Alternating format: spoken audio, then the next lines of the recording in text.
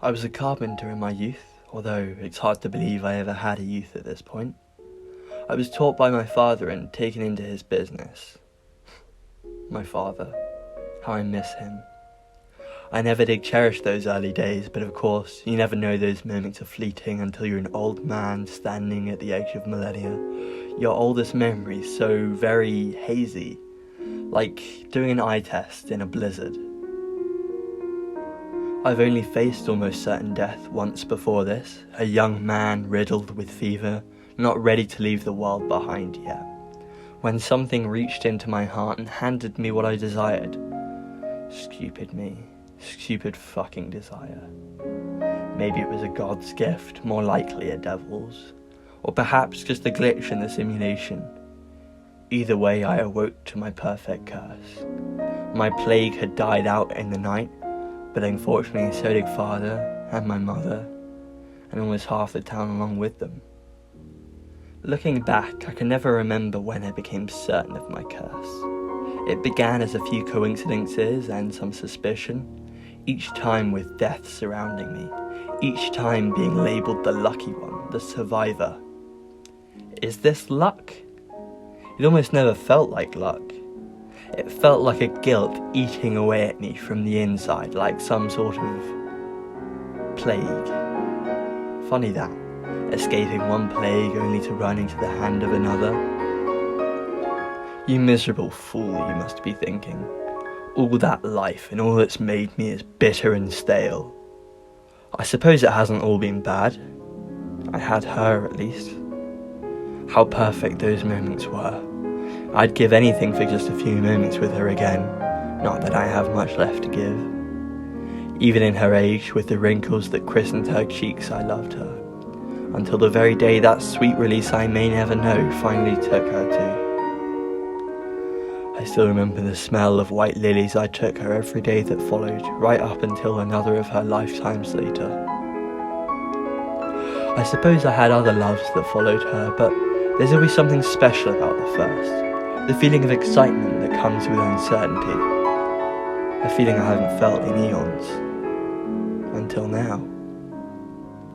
The years have made me cynical.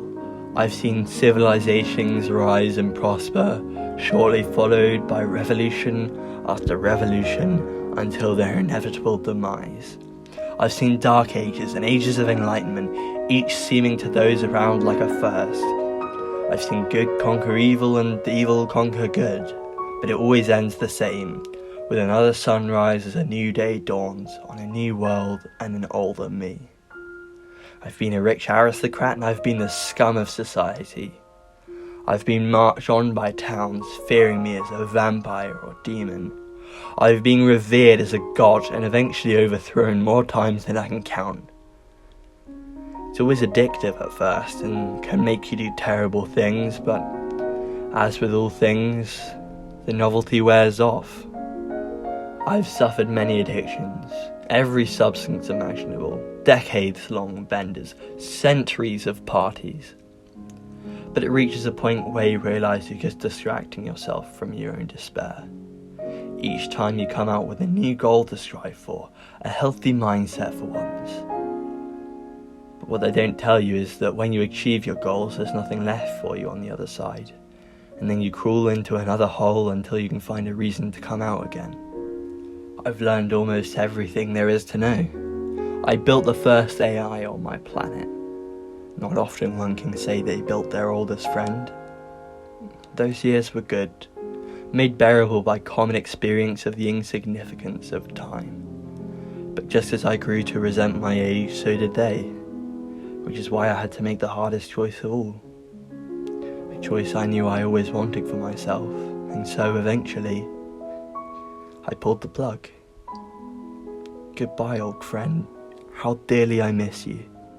But finally, after it all, after the wondrous sights I have seen and the atrocities I've been forced to witness, decades under rubble or in icing volcanoes and floating through space, after each love and each friend I've watched slip into that sweet release of death, I can finally see the unknown again as the universe finally collapses. As for what this means for me, I'm not sure. Perhaps even once it's collapsed, I will remain. Perhaps I'm truly infinite. Perhaps, like each civilization, it will just cycle back, and I will experience it all over again.